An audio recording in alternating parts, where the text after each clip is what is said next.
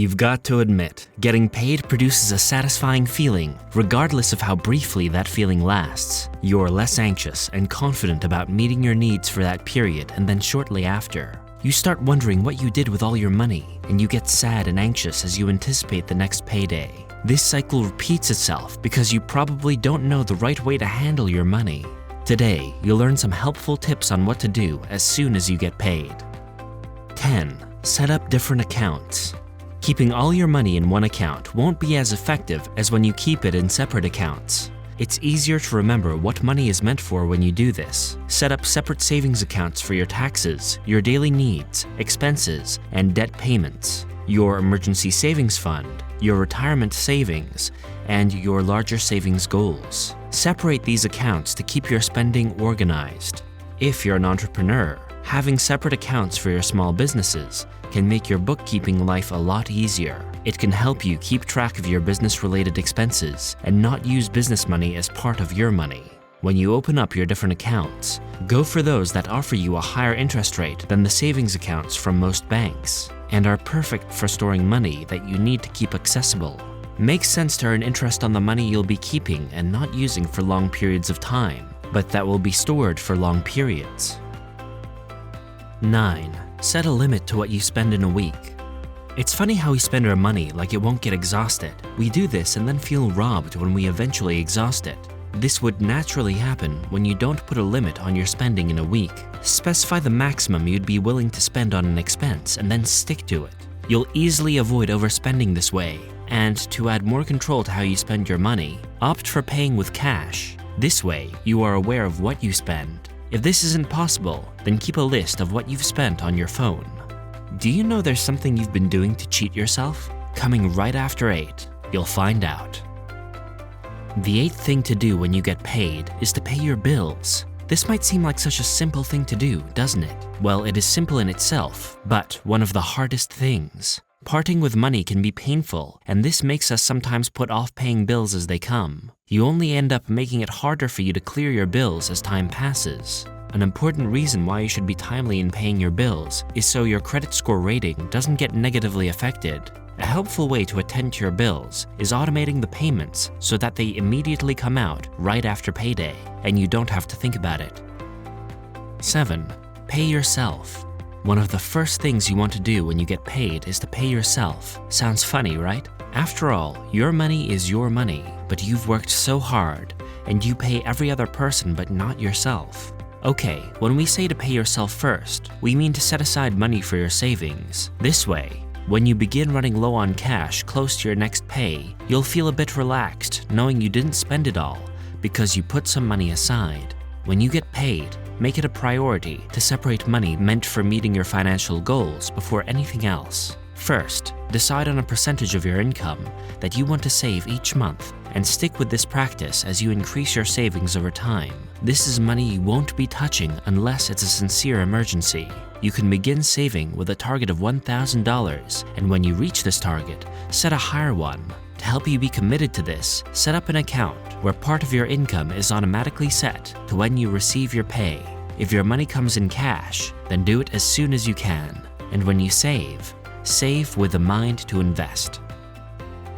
6. Give every dollar a roll. To be on top of your finances, you need to be the master of your money and not let it be your master. Now, as the master, you assign tasks to your workers, right? Do the same for your money, even before the money comes. Allocate what it is you'd want your money to get. Once you know what your fixed life expenses are, the easiest way to manage separating your paycheck is to use percentages. With your annual salary calculated, you have an idea of what your fixed expenses are. The calculated percent on fixed expenses will let you know how much to set aside for your daily expense. You want to put this money up in a separate account. Once you know that's taken care of, you'll be at rest, knowing that your expenses are covered and that you're on the right track.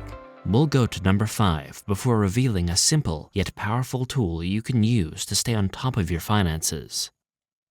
Number 5. Pay off your credit cards in full.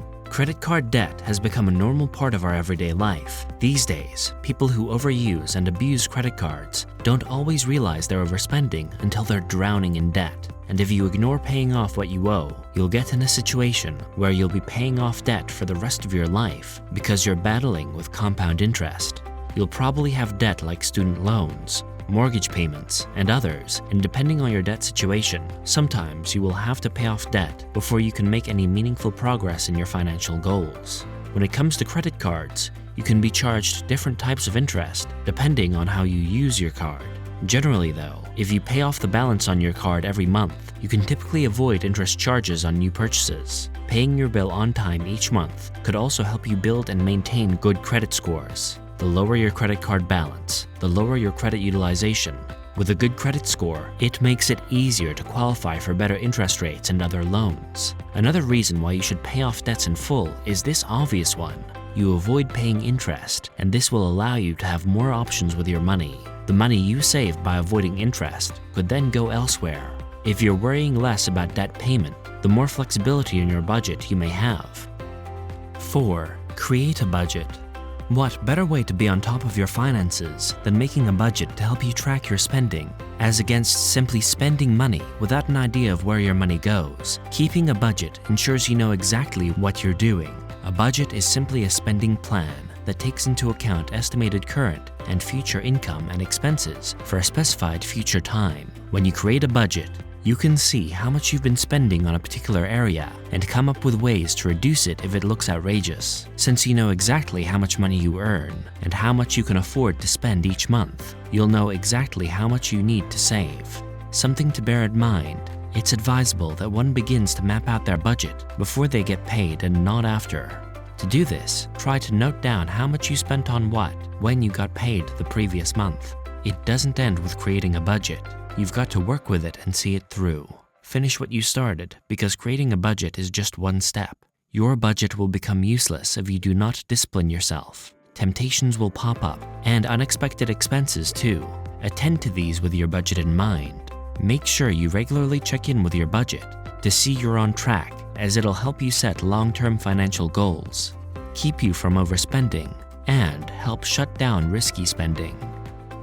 3. Put money into your emergency savings fund.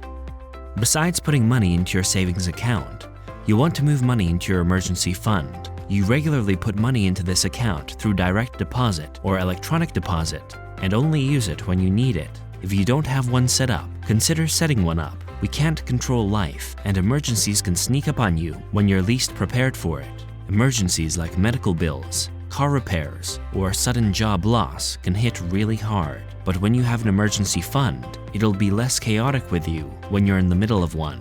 Move as much as you can into your emergency fund account when you receive your pay. Here are more reasons why you need an emergency fund. For one, it's absolutely important to secure your financial future, as it acts as your financial safety net. 2. An emergency fund helps you avoid going into debt when unexpected expenses come your way. Knowing that you have some financial backup to handle life's expenses gives you fewer reasons to stress. Also, you're less likely to spend money impulsively on thoughtless buying. Your emergency fund account reminds you that these funds are reserved for genuine emergencies. 3.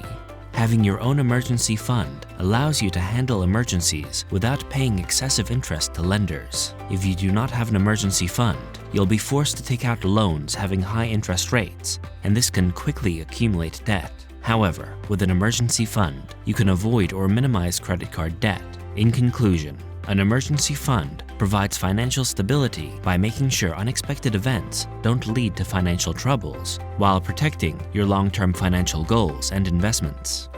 There's something fun you absolutely must do when you get paid. Let us take a look at number 2 before exploring that. Number 2. Set aside money for your large financial goals. Setting aside some money for your financial goals is something else you'll want to do when you get paid. Everyone has their peculiar goals. Yours could be saving to open a business, get a car, or a down payment for a house. Keep them in mind as you receive your pay. Financial goals are important because they can help fund your lifestyle, helping you meet both personal and other objectives. To reap the benefits of having a financial goal, divide them into short, medium, and long-term objectives. When you meet your short-term goals, you are encouraged to go ahead with other goals. Having financial goals comes with more benefits, like financial freedom, increasing your chances of having a comfortable retirement, helping you reduce or eliminate debt, helping you save money for emergencies, and generally helping your family have a better lifestyle. Let's see the final thing you must do when you get paid. That's number 1, treat yourself.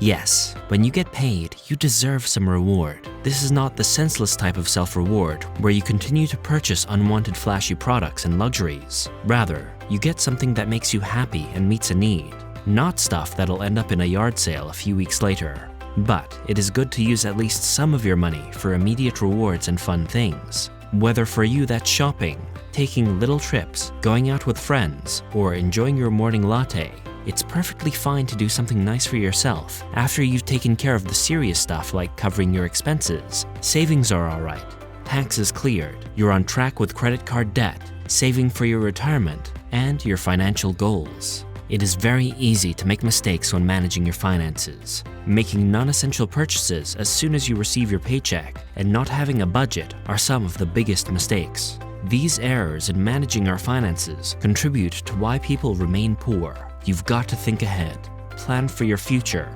and paycheck day will mean something different to you. You'll feel good knowing you're in control of your finances and you're doing the best in terms of management. Follow the tips in this video to kickstart your journey to financial freedom.